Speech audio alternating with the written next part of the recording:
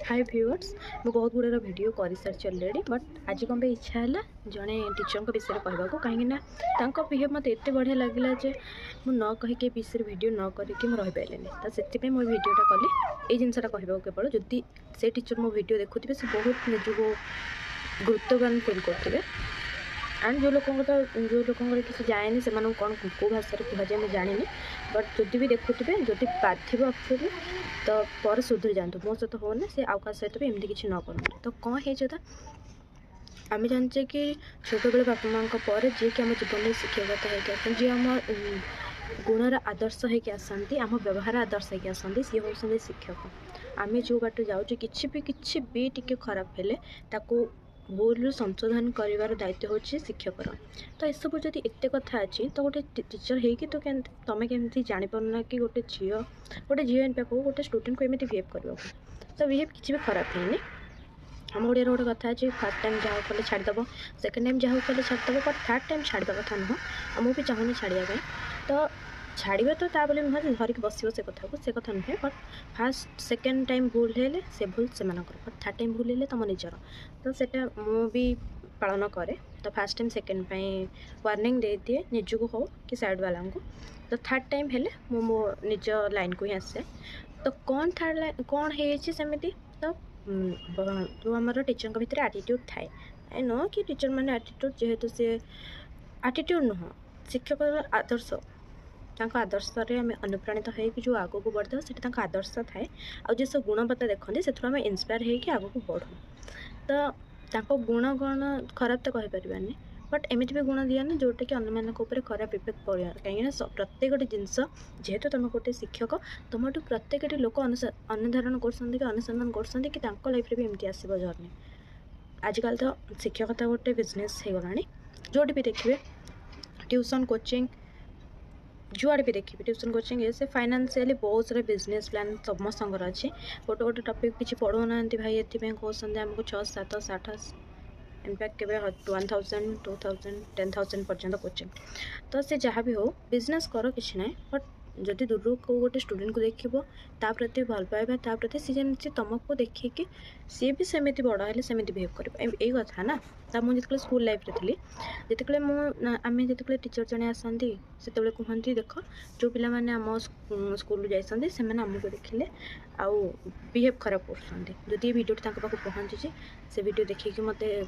निजक सुधार भी भल कथा और जो निजक न सुधार तुम तुम बाटर किसी ना बट सुधारे लोक से भावे कि कौट ना कौट से निजक सुधार तो मो कहवा कथा कि आम जो स्कूल जाऊँ तो अलग टीचर मैंने देखिए आमको कहते कि देख तुम मान कथा देख तुम सीनियर मैंने तुम बड़ भाई भौणी मैंने आमको देखिए बेखातिर कर चिटी जाऊँ अरे जो सर पढ़ाऊँ से सर को बेखातिर आम सेमती करूनी इनफैक्ट आम सैकेल रखिक मुंडिया मार्चु चलिक जाइए भी कहते सर नमस्कार किसी ना हाथ जोड़िक नमस्कार करूँ तो ये सब जिनस आम करूँ ओके तो मो जस्ट से जिनसटा आम क्यारी करूँ कि करंतु कि न करंतु सेटा आम भितर केते जण थे 3-4 जन तो से मैंने क्यारी करुले मु देखिपारे आउ को पिला सहित तो मत जाएनि बट आम पिला जिते देखती नमस्कार करती अलग मैंने करुवे बट मु देखी ना तो न देखे जिन कहवा तो आम जो नमस्कार करूँ तो से आम मन भी थी सी जाकि आम एग्जाम्पल जाकि पुराणा पिला किए देवे पुराणा पिला भी एमती आम विषय भावे तो सॉरी नुआ पिला कहे नुआ पिला विषय खराब भावी तो से आम पर्यंत क्यारी करूँ तापर गुरुजन जेहेतु आमको से पढ़े तो आम जो भी देखिए आज पर्यंत भी जो देखिले आम सम्मान देवा कथा सेटा मो नुआ समस्त स्टूडेंट एंड एटा भी शिक्षक भी भावते एक्सपेक्ट रखा कथा कि हाँ कि जो मोट पढ़े कि जाए बट गोटे गोटे टीचर कौन कर मेन कथा ही मुझे कहूँ मो फास्ट में बकर बकर हो बट किसी बुझे पहुँचे मो कौन है गोटे टीचर थरे थर कथा ही मुझे कहूली फास्ट थर को गोटे थर देखा रिसेंट 3 वर्ष मु क्लास छाड़बार होगला मोर 5 वर्ष कंप्लीट तो 5 वर्ष पर मु देखाली गोटे जन सार को 5 वर्ष पर ये भितर भी देखाई बट मुझे नमस्कार करे सी जो मुंड मानने इड़ू सियाड़ कर दिखते देखना मत इग्नोर करती गोटे थर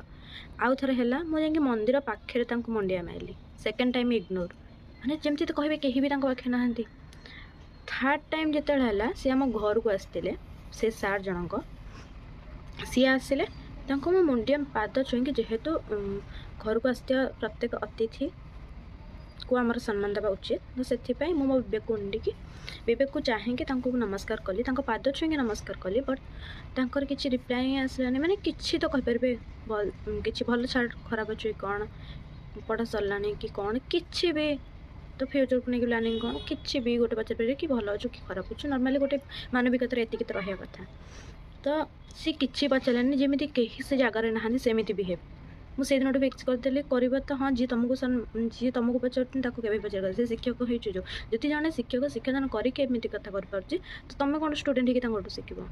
କିନ୍ତୁ ଯେହେତୁ ତୁମେ ତୁମ ଇଏରେ ଠିକ୍ ରହିବା କଥା, ତୁମ ଲାଇନ୍ରେ ତୁମେ ରହିବା କଥା, ତ ସେଥିପାଇଁ ବିବେକ ଦୃଷ୍ଟିରେ ତୁମେ ନମସ୍କାର କରିବା କଥା। ବଟ୍ ତିନିଥର ଇଗ୍ନୋର କଲା ପରେ କେଉଁ ଷ୍ଟୁଡେଣ୍ଟ କ'ଣ ହେବ?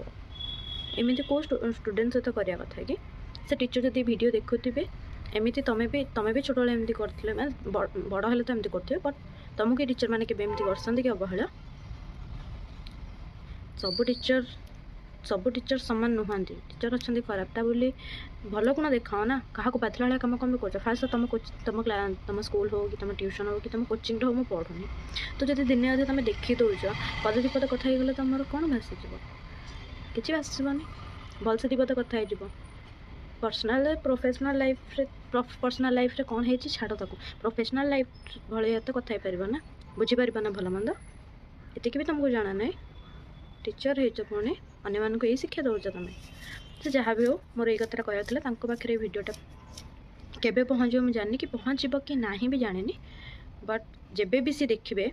ବହୁତ ଖୁସି ହେଇଯିବେ କି ତାଙ୍କ ଷ୍ଟୁଡେଣ୍ଟ ତାଙ୍କ ନାଁରେ ଏମିତି ସବୁ କହୁଛି। ତାଙ୍କର କ'ଣ ଭୁଲ ଥିଲା ଯେ ସେ ଏଇଥିପାଇଁ ଏମିତି ଷ୍ଟୁଡେଣ୍ଟ ଭିଡ଼ିଓ କରିକି ପୁଣି ୟୁଟ୍ୟୁବରେ ଅପଲୋଡ଼ ମାରିଛି? କ'ଣ ତାଙ୍କର ଭୁଲ ହେଇଗଲା? କିଛି ଯଦି ନିଜ ଭୁଲକୁ ସୁଧାରିବା କଥା ସୁଧାରି ଦିଅନ୍ତୁ, ନହେଲେ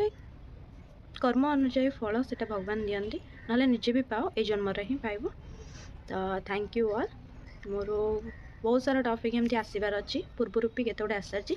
ଆଉ ନେକ୍ସଟ ଟପିକ୍ରେ ମୁଁ ଗୋଟେ ଭଲ ଜିନିଷଟେ ନେବି, ଯେଉଁଟାକି ବହୁତ ବିଶ୍ୱାସକର ଲୋକ ଅଛନ୍ତି। ଯେମିତିକି ଆମର ଅଛନ୍ତି ଫ୍ରେଣ୍ଡସ୍, ସାଙ୍ଗମାନଙ୍କ ନାଁରେ ଗୋଟେ ଇନସିଡେଣ୍ଟ ହେଇଛି ରିସେଣ୍ଟ 2 ଦିନ ତଳେ। ତ ତାକୁ ନେଇକି ମୁଁ ଗୋଟେ ଭିଡ଼ିଓ ଆଣିବି, ଦେଖିବାକୁ ଜମାରୁ ଭୁଲିବେନି। Thank you, Tata.